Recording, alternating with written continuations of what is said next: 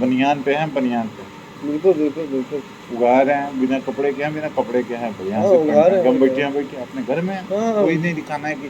और जैसे अभी यहीं पे आप आए थे, तो आने के बाद ये सब कपड़े डाले ही अरे हम लोग भी चाहता तो था, ये सब हटवा लिया क्या नहीं होता? हम नहीं हम वो कहाँ नहीं जरूरत है? हम लोग भी द्वार पे ऐसे ही बैठते हैं। भाई सीधे आदमी प्राकृतिक जीवन जीने वाला जो है, तो ये सब बगल के ये सब गृहस्थी के कार्य हैं, बिल्कुल बिल्कुल। तो ये सब चलते रहेंगे। तो इनको हमको छिपाना नहीं है, इनको सामने लाना है। नहीं मैं राइटर खुद हूँ और ये सारी चीज़ों के बारे में ही लिखना मुझे पसंद है। मैं थोड़ा सा उतना बड़ा नहीं है, लेकिन हाँ, लिखने की थोड़ा बहुत लिखना शौक मुझे भी शौक है। नहीं सबको होना चाहिए भाई। लेकिन मैं कुछ होना वो चाहिए। इच्छा नहीं करता कि नहीं कुछ मैं लिखूँ। मैं न्यूज़ में काम कर चुका हूँ, फास्ट न्यूज़ इंडिया। अच्छा। उसमें जो प्रभाकर द्विवेदी थे, उनके साथ मिलकर बड़ालाल शुक्ला के साथ मिलकर लालता प्रजापति जो मेन बनारस के थे, प्रभाकर द्विवेदी तो पूरे हेड हैं फास्ट न्यूज़ के, हम्म। उनके साथ मिलकर। तो उसमें मेरा काम बस यही था कि कोई भी न्यूज़ होता है उसका हेडलाइन क्या होगा, हम्म। हेडलाइन लिखना। अच्छा।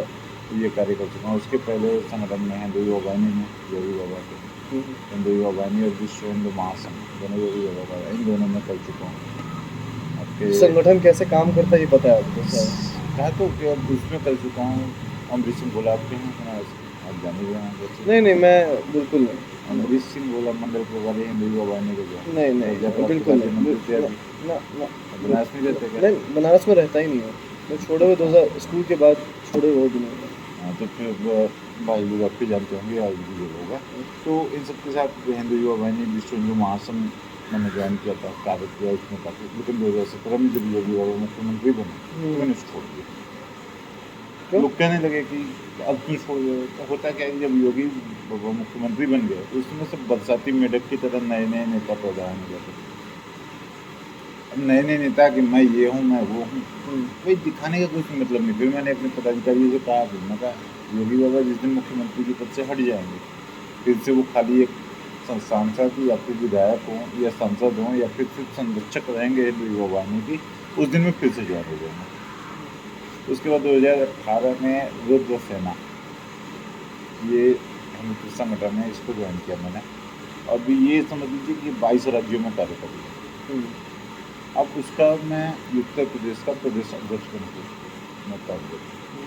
तो गुरु जी ने इन सब चीज़ों को भांपा मेरे अंदर, और जिसकी इन सब के बाद उन्होंने मुझे अपना पीए बनाया। इन सब चीज़ों को देखते हुए अब इस समय संगठन का बनाना, संस्था को बनाना, क्या क्या कैसे क्या करना, पूरा दायित्व का मेरे ऊपर दिया हुआ है। तो तो अब गुरु जी ने ये खूबियाँ पहचानने की कला भी उनके अंदर बहुत बढ़िया है। नहीं अच्छा ये सब ये जो ग्रंथम कला वाला जो आपका ग्रंथम कला हाँ करता हूँ। तो ये जो इसका जो अपर सर्किल है जो मैनेज मैनेज कर रहे हैं आप हैं गुरुजी है और कौन कौन है इसमें। मैं हूँ। अभी इसमें टीम फाइनल नहीं हुई है कि हम्म। कौन कौन राष्ट्रीय स्तर के पदाधिकारी रहेंगे, फिर भी मैनेज करने के लिए मैं, गुरुजी, बनारस के हैं सलमा जी हैं, हम्म। किन्नर भाई से अफीवा जी हैं, हम्म। और कार्तिक जी, ये इतने फेस रोल में आए हैं अभी। उसके बाद एक काशी हिंदू विश्वविद्यालय महिला महाविद्यालय जो है, उसकी प्रोफेसर है, प्रोफेसर रीता सिंह जी, वो भी हमारे साथ इस ग्रुप में जुड़ी हुई हैं।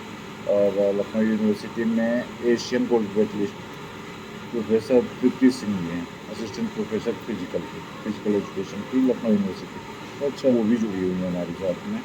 अच्छा। प्लस एक है रमन आचार्य, बांसुरी वादक हैं काफ़ी, इंस्टाग्राम पे उनकी काफ़ी चीज़ें हैं। और राजस्थान के रहने वाले, लेकिन बनारस में रहते हैं, वो भी हैं।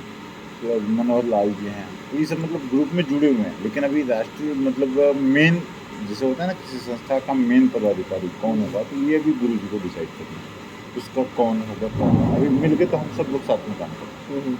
अब लेकिन एक नेतृत्व तो होना चाहिए ना। एक नेतृत्व तो होना चाहिए ना कि नहीं, नेतृत्व तो होना चाहिए। अभी तो नेतृत्व हम लोग गुरु जी के नेतृत्व में कार्य कर रहे हैं, मेन गुरु जी हैं। ये और भी विशल दत्त तो और भी चीज़ों पे काम कर रहे होंगे। गुरु जी के साथ कहा ना, तो गुरु जी तो अपना ग्रंथ कलात्मक में कार्य कर रहे हैं, ग्रंथम में काम कर रहे हैं। ग्रंथम यूपी टीम जो आने वाले समय में पॉलिटिकल पार्टी के रूप में आएगी, उस पर भी काम कर रहे हैं। प्लस गुरु जी का जो बिजनेस व्यापार है, मैथिली लैब, प्रेसीड और चैट होटल, वो भी उस पर चल भी रहा कर है। रहे हैं।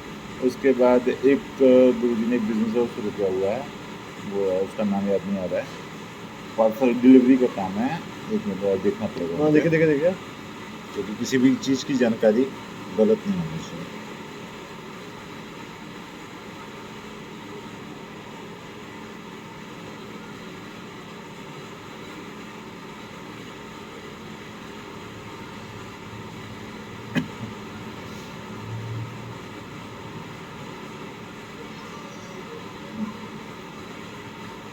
मिनी पार्सल, ये लखनऊ के लिए है। ये क्या है ये? मिनी पार्सल ये मतलब है कि आपको एक ईयरली पैकेज होगा 365 रुपये का। 365 रुपये का सालाना पैकेज होगा, जिसमें आपको दिन में 2 बार आप कुछ भी सामान मंगाएंगे वो डिलीवरी आपको पहुँचेगा, फ्री डिलीवरी।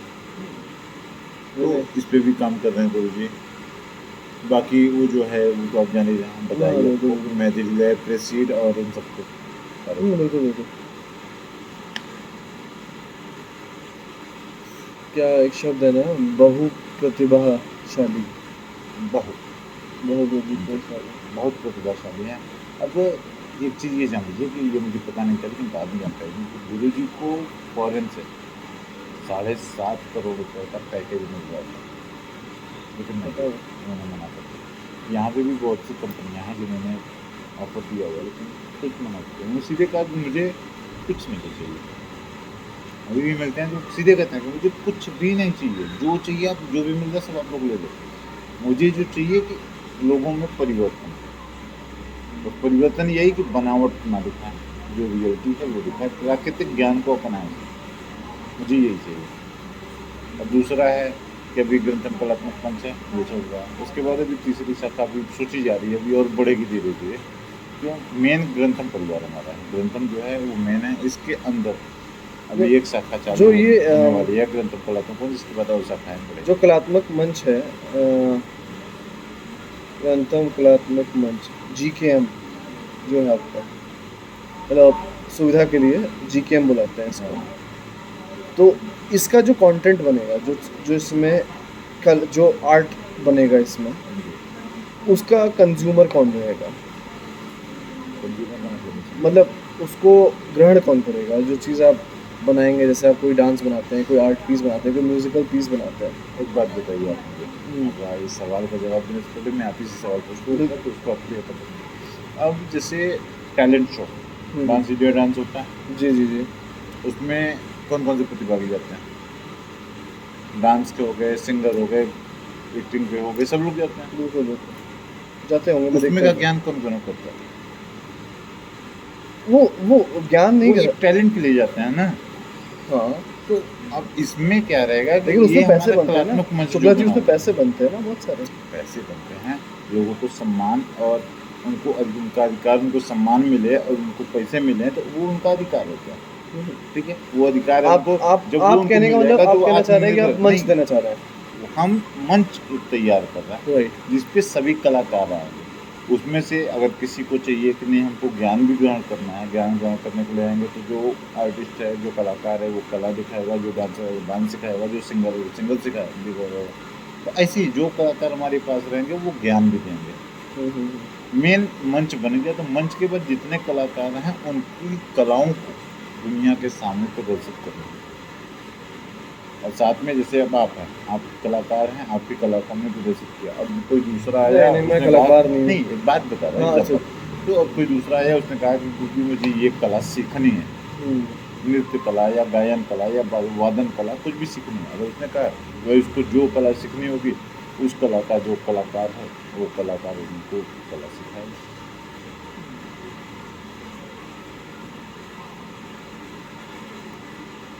नहीं, ऐसी ये विचार जो है वो मेरा अपना स्कूल भी चलता है बनारस में। मैंने आपको बताया नहीं, रोहनिया सुना है? रोहनिया, हाँ सुना है। हाँ, गंगापुर इंटर कॉलेज है वहाँ पर। वो मेरे बाबा जी का स्टार्ट किया हुआ है, वो मेरी माता जी प्रबंधक में थी। हाँ, तो मैं अभी वहाँ पे वित्तविहीन में ऐसा ही कुछ चलाने वाला था कि लोकल बच्चों को कुछ ऐसा आर्ट सिखाया जाए जिससे वो एक्चुअल में कौशल विकास करके वो कुछ कमा सकें अपना। जैसे मोबाइल रिपेयर हुआ, स्क्रीन रिपेयर हुआ, जो आप शहर में जाएंगे 500 का दिल्ली से माल लाते हैं, फिर यहाँ पे 1100 का स्क्रीन चेंज कर देते हैं। तो मतलब गांव-गांव में स्मार्टफ़ोन चला गया है, तो उनको सही करवाने के लिए नई सड़क जाना पड़ता है, रोनिया से, मोहन से। हाँ, काफ़ी दूर दूर जाना। हाँ, तो मैं सोच रहा था कि ये लोकल दिया जाए, लेकिन ये अच्छा उसके लगा लिए वो भी है, क्योंकि गुरुजी की जो प्रेसीड वाली जो कंपनी है, मुझे। वो कंप्यूटर तकनीक वाली है, हम्म। सॉफ्टवेयर ही है। हम्म। तो उसके लिए फिर भी सोचा गया है, जो मैंने आपसे बताया ना कि अभी एक शाखा चालू हो रही है नहीं, हमारी बिल्कुल, बिल्कुल। कलाकारों के लिए। दूसरी शाखा जो चालू होगी वो आत्मनिर्भर बनाने के लिए, आत्मनिर्भर लोगों को कैसे बनाया जाए। किसी को, जैसे आपने कहा ना, किसी को कंप्यूटर बनाना बिगाड़ना सिखाया जाए, किसी को मोबाइल बनाना बिगाड़ना सिखाया जाए, सॉफ्टवेयर एंड हार्डवेयर दोनों सिखाया जाए। किसी को मोबाइल है, किसी को बिजनेस का वो जो होता है। तो हमारे पास गुरुजी के साथ कई लोग जुड़े हुए हैं। नहीं, एक बार मैं निश्चल से मेरी मीटिंग होगी तो मैं इस बारे में ज़िक्र करूँगा। नहीं, ये बताया कि ये गुरुजी की इच्छा, मैंने आपको पहले ही बता दी है कि एक शाखा शुरू हुई है, अभी और भी शाखाएं शुरू होने वाली हैं, अभी स्टार्टिंग है। अभी आप भी जानते हैं, कोई मकान अगर बनना शुरू हो रहा है तो पहले नींव भरी जाएगी, बिल्कुल, नींव बिल्कुल, भरने के बाद बिल्कुल। फर्स्ट फ्लोर, उसके बाद सेकेंड, थर्ड, फोर्थ, फिफ्थ, ऐसे बढ़ते जाएंगे। सही बात। तो ग्रंथम हमारा मेन है, जैसे अब गुरुजी मुखिया हैं, हम लोग जितने शिष्य हैं सब उनके शाखाएं हैं। तो वैसे ही ग्रंथम एक मेन मुखिया होगा और उसकी कई शाखाएं हैं। एक्सीडेंट कैसे हुआ सर? एक्सीडेंट मुंबई में लोकल ट्रेन को हो गया था। डैम, कैसे हुआ? वो अब भाषा में अपने बात में, जूते की तबल्ली होती है नीचे वाला पोजीशन, हाँ। वो घिस गया था और चढ़ते वक्त पैर स्लिप कर गया, पैर स्लिप करके अंदर चला गया। ट्रेन चल दी। ट्रेन तो चल रही थी, चलते हुए स्लिप कर गया, लेकिन फिर भी ट्रेन में था, ये पैर कट के हाथ में आ गया था मेरे, और यहाँ की हड्डी टूट के यहाँ आ गई थी। उसके बाद भी पाइप पकड़े हुए था, फिर जो प्लेटफॉर्म खत्म हो तो छोड़ के थे उसमें फिर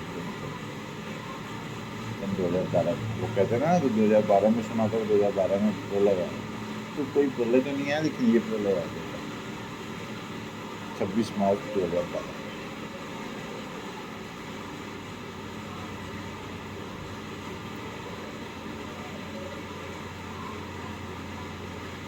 एक दशक बीत गया उस चीज़ का, एक दशक से ज़्यादा हो गया उस चीज़।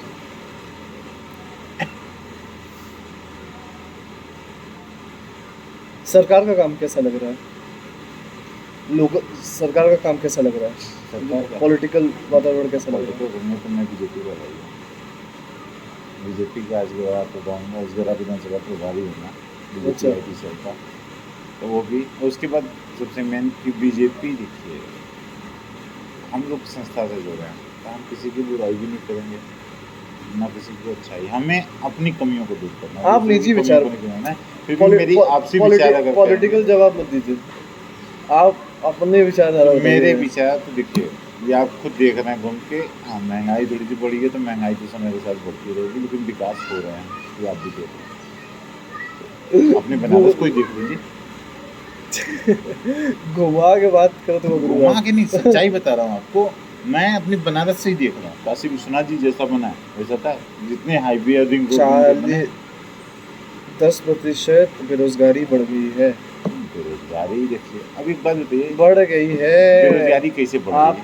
आपका मास्टर समाजशास्त्र पढ़ाने मेरे स्कूल में आयोग की तरफ से 4 जा रहा है। जी, एक बात बताइए, आप ही ने भी कहा कि मोबाइल बनाना या कंप्यूटर बनाना ये सब सिखाया जाए, ये सब चीज़ें लोग सीख रहे हैं, सीखने के बाद फिर अपनी दुकानों को डाल के जब कर रहे हैं, अब लोग सीखेंगे नहीं, सबको नौकरी चाहिए, तो कहाँ से मिलेगी नौकरी?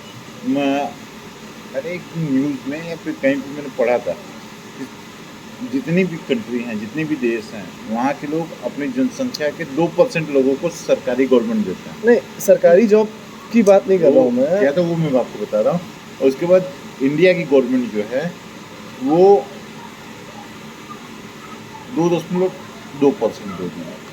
तो कहा ना कि पॉलिटिकल में मत आइए, पॉलिटिकल छोड़ दीजिए। अरे जितना भी पॉलिटिकल मूवमेंट है क्योंकि देखिए, अगर आप बिजनेस में आएंगे, तो बिजनेस में आएंगे तो आपका सीधा फंडा होगा कि जिसकी सरकार उसका झंडा। बिजनेस वाला आदमी यही करेगा, और जिसको नेतागिरी करना होगा। तो हमारा भी एम पॉलिटिकल में बाद में हम घुसेंगे, और जब घुसेंगे तब हम पॉलिटिकल का एजेंडा हम तैयार करेंगे। नहीं तो आपको ये नहीं लगता कि आप एक पॉलिटिकल रिवॉल्यूशन में भी चल रहे हैं और साथ साथ आने वाले समय में हम चलेंगे। नहीं, आप उसकी तरफ अग्रसर तो हैं। हाँ अग्रसर हैं हम हाँ, पॉलिटिकल के लिए, लेकिन अभी आप हमारे माइंड में है। लेकिन आप पुराना दामन नहीं छोड़ रहे हैं। कौन सा पुराना है? भाजपा वाला आप अपना पुराना दामन नहीं छोड़ भाजपा वाला रहे, देखिए। आप एक मेरे लोगो थी सब कुछ, जब मैं संस्था में तैयार जुड़ा उसके बाद मैंने अपना लोगो, प्रदेश अध्यक्ष का पद, बीजेपी का लोगो, बीजेपी का पद, सब क्या पद दे दिया। लेकिन दिमाग से बीजेपी वाला बोलना नहीं भूलते दिमाग हैं। से अब आपने ये पर्सनल विचार पूछा, तो लोकतंत्र है, लोकतंत्र में सबको आज़ादी है कि उसके जो मन में विचार है वो सच्चाई। मैं गुरुजी का शिष्य हूँ तो उनकी भी यही सीख है कि बनावट नहीं। जब आप पूछ रहे हैं कैमरे के सामने तो मैं आपको झूठ बोलूँ तो ये काम नहीं करूँगा ना। जो मन में जो फीलिंग है वो मैंने भी आपको बता दिया, जो विचार है। बनारस के विकास को मैं विकास नहीं मानता हूँ वैसे, मैं बिल्कुल भी नहीं मानता हूँ बनारस के विकास को, क्योंकि देखिए आप मुझे रिलीजियस पोलराइजेशन कहीं का भी मुझे बिल्कुल पसंद नहीं है। अब क्योंकि सबका यूपी देखिए जो सबका अपना अपना विचार होता मेरा है। मेरे हिसाब से मेरे लिए आंकड़े बहुत मैटर करते हैं। मेरे लिए जो नंबर्स होते हैं ना, पर कैपिटा इनकम, कि एक इंसान एक दिन में कितना कमा रहा है,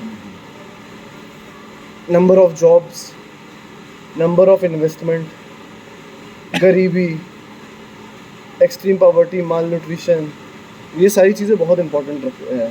और आप भी मानते हैं कि है ही सही इम्पोर्टेंट। हाँ, तो इन सारे प्लेटफॉर्म्स पे यूपी फेल हो रहा है, मैं बता रहा हूँ। हाँ, हर जगह, क्योंकि आप समझिए ना आपके पास पोर्ट है, ठीक, पोर्ट भी आप बम्बई रह के आए हैं, बम्बई रह के आप आए हैं, जो पैसा है। 8वीं तक की पढ़ाई मुंबई में ही किया हूँ। बिल्कुल आप सोचिए उस शहर, जो भी मेरे पास नॉलेज है वो मुंबई की पढ़ाई के हैं। एग्जैक्टली। लेकिन वो एक्सपोजर सेवापुरी का जो आपका जो लंगोटिया जो गाँव में यार होगा उसके पास नहीं है। अब है, पहले नहीं था। अच्छा, अब है। अब मैं देख रहा हूँ, अब है। अब वहाँ के बच्चे पहले जो आप कह रहे हैं विकास, तो विकास जब शिक्षा में पहले विकास हो जाएगा। पहले हमारे यहाँ की प्राथमिक विद्यालय कैसी थी, अब प्राथमिक विद्यालय ये हैं कि प्राथमिक विद्यालय में टाइम टू टाइम पढ़ा के बच्चों को इंग्लिश सिखाया जाता है, और जैसे सीबीएसई बोर्ड की पढ़ाई होती है वैसे ही प्राथमिक विद्यालयों में पढ़ाई हो रही है। तो जब शिक्षा आदमी को मिलेगा, आदमी शिक्षित होगा तो वो बेरोजगार नहीं रहेगा। और ये जो आपने अभी शिक्षित लोग बेरोजगार नहीं होते हैं आपके हिसाब से? कुछ नहीं होगा। हाँ? नहीं होगा, शिक्षित बेरोजगार नहीं होगा। जो ओरिजिनल शिक्षित होगा, इंडिया जो के खाली डिग्री वाले होंगे तो वो तो बेरोजगार ही रहेंगे। इंडिया की टॉप यूनिवर्सिटी से पीएचडी स्कॉलर्स आज बेरोजगार हैं। वो जानबूझ के हैं। मैं अपने गुरुजी की उदाहरण देता हूँ, वो भी शिक्षित है ना, आध्यात्मिक ज्ञान से लेके सभी शिक्षा है। वो क्यों बैठ के अपनी कंपनियों को बना के अपनी कंपनी चला रहा है? क्यों चला रहा है? जब अगर आदमी शिक्षित हो, मैं इंडिविजुअल एग्जांपल से एक बात बोल रहा हूँ, जैसे मान लीजिए मुझे, ठीक है, मुझे गणित का शिक्षित हूँ मैं, मुझे गणित की शिक्षा प्रदान है। ये तो वही बात हो गई ना, जैसे लोग बोलते हैं कि भाजपा की छवि एकदम साफ है। सुनिए तो अरे सुनिए ना, आप नहीं मानते इस बात को, लेकिन कुछ चूतियों को मैंने ये बोला है सुनते हुए कि भाजपा की छवि बहुत साफ है, क्योंकि मोदी जी के तो बच्चे हैं नहीं। मोदी जी किसको पैसा देंगे अपना लूट के? राजीव गांधी के पास बोफोर्स का पैसा लूट के बांटने का जरिया था। हाँ, बीवी के बच्चे थे, बच्चे थे। अब मोदी जी के पास नहीं। अब इसका कहने का मतलब ये थोड़ी है कि पूरी भाजपा की छवि साफ है। पूरी संगठन साफ नहीं है ना। नहीं, पूरी संगठन नहीं साफ। एक बात बताइए, सेम तरीके से निश्चल दाह के एग्जांपल से मैं जो पढ़ी लिखी कौम है, मैं आपसे जो बेरोजगार है, वो आप बताइए मुझे, आपकी हाथ की 5 उंगलियां बराबर है? एग्जैक्टली वही मेरा पॉइंट है कि आप निश्चल दाह के एग्जांपल से जो बेरोजगारी है उसको आप नकार नहीं सकते गुरुदेव। नहीं कर सकते, बात आपकी सही है, लेकिन जो आपने कहा शिक्षित ही बेरोजगार है, शिक्षित अगर चाहे तो बेरोजगारी खत्म कर दो। आज के जमाने में खुद बताइए, मैं बता रहा हूँ, बाहर की कंपनियां यूपी में इन्वेस्ट करना नहीं चाहती हैं। मैं बता रहा हूँ आपको क्यों नहीं करना चाहती हैं। आप अभी हाथरस का मामला निपटा, आज आपको पता है जो करप्पन था, जो केरला का जो पत्रकार था, आप यूएपीए में उसको बुक कर लिया, आज जमानत मिली है 2 साल बाद, और कुछ नहीं मिला था उसके ऊपर से। हाँ बिल्कुल। Hello hello